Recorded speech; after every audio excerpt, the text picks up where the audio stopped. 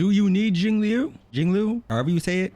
Well, the answer is no. Like, being blunt here, a lot of you probably have 1 or 2 good DPSs, whether it's Sealy and Embodied Lunai. You could theoretically have Yanqing and in Lunai, or Yanqing and Blade, or Blade and Lunai, doesn't necessarily matter. Now, if an individual who's been saving long term, and specifically for her, you're gonna go for her no matter what. Doesn't necessarily matter what I say. However, for anybody else, the situation can be a little bit different. First and foremost, this isn't me saying she's bad. I'm not saying you don't need her because she's bad. What I am saying is that we have a pretty wide roster of great DPSs that have already passed with an upcoming Sealy rerun. So the question of her value does really depend on where your account is at right now, because theoretically speaking, you might be skipping out on Fu Xuan or missing out on other supports, because supports do have a bit more value than a DPS, because everyone's going to be a hyper carry, everyone's going to be a DPS, when instead the supports are usually what make a team. Whether it's a Bronya, Fu Xuan, a Lynx, Gepard, Silverwolf, Lorcha, it doesn't necessarily matter. If these are all characters you have the option of picking up before or over Jingliu, then they may hold more value for you depending on who you have and who you don't. As of right now, it's something like Topaz, Jingliu, and Sealy, because we're expecting an upcoming Sealy rerun at some point. With that being said,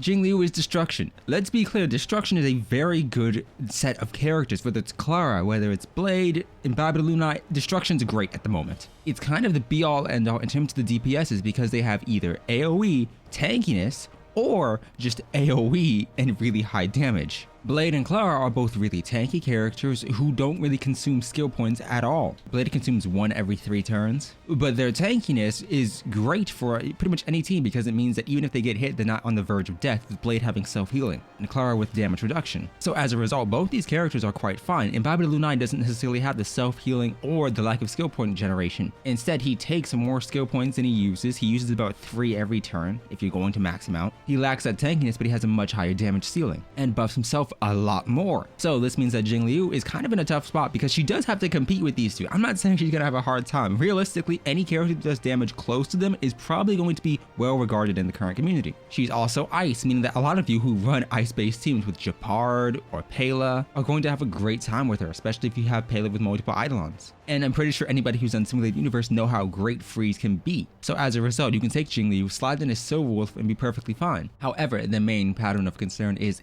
she going to be worth it for you? She can be a strong character. She can be great. She can have a lot of versatility and a lot of self-buffing, but as a DPS, are you intending on using her long-term or accurately and frequently enough to make her more valuable than summoning for legitimately any other character who can fit into a supportive role? Because as a DPS, as a destruction character, sure, she can slide into double destruction teams here and there, but a lot of double destruction teams work a bit better because of the lack of drain that destruction units leave onto your account, whether it's something like Clara and Blade, or Clara and Lunai. Now, I am an individual who advocates for pulling for supports first and then pulling for a DPS, or pulling for 1 or 2 good DPSs that you actually like and then stopping at that point. Any other support as you go on in the game will hold a bit more long-term value for your account. Look at something like Genshin, where we have Bennett, Zhongli, Kazuha, and Venti. Those are all supportive characters that have stayed relevant long-term. In HSR, because every team is built around maximizing the damage of one character, you essentially want supports that can help you reach that potential. So since she's going to be in the same position as every other DPS we've gotten in the game, the only difference being that she's ice and she's competing with Yanqing, who arguably, despite being a hunt character, does have the ease of use that comes with this build. I think that a character like Topaz is going to have more value than her. Not necessarily in terms of damage. I don't think that one's going to deal more damage than the other, but I'm still going to look at it from the point that since Topaz isn't another destruction character, she at least has a chance of being able to buff other units, like whether they do follow-up attacks or whether they do ultimate damage, whatever the case may be. She as an individual, without functioning in this destruction-based roster, can at least have a bit more flexibility. If you're going to run her in a mono quantum team or intending to try it, then you actually have a pretty good advantage. You could run her by herself as DPS. You could also throw in a Pela to add the debuffs or ice resistance penetration, a Gepard or March 7th if you need preservation, and then you can slide in legitimately any healer. Lynx as of right now is in a great position for that, or you can swap that out for a Silverwolf because you don't need a healer with Gepard. So for mono elemental teams, she's actually in a great position. I'd say that arguably she's in a little bit better position than someone like Sealy. Even though Fu Xuan, Silverwolf, and Tilly are all great characters, if you're separating them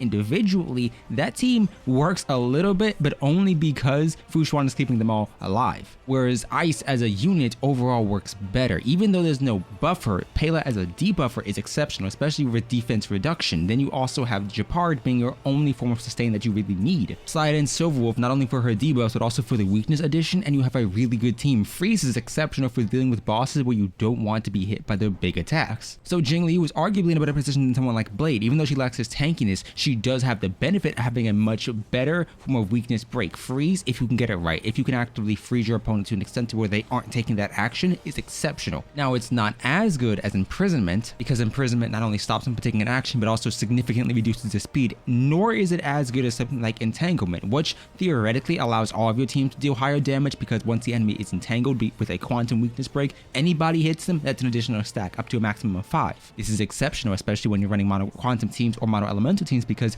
everyone, even those who don't deal damage, are dealing significantly more, because once that weakness break applies, you have a bigger chunk of damage lost. So overall, I'd say that Jingliu has a pretty good spot overall. I think if you're looking at the artifact set that you're running or the relic set that you're going to run, the ice-based set Hunter of Glacial Forest does provide you with additional crit damage. That's a nice buff if you choose to use it. Don't get me wrong, you don't have to. We've seen the case where a lot of characters don't really want or don't really care too heavily for this specific set relating to the elements. The only exception to that rule being something like the quantum set. That is solely because the quantum set is so good for defense ignore, whereas the imaginary set is fine, but it realistically wants you to have the enemy imprisoned. Meanwhile, Musketeers is just such a general use set that it kind of works for everyone. But I digress. Do you need her? No. Is she going to be a nice pickup for your account? Yes. If you have Yanqing, is she valuable enough to be worthwhile to pull for? That is a bit iffy. I love my Yanqing. I think he's cute. I really like his character. I like his voice. So overall, I'm not pulling for her. But if you don't like him, if you don't want to build him, then yes, she's obviously going to be a great pick for who you can summon for. I'm just looking at the fact that you want elemental coverage. You would ideally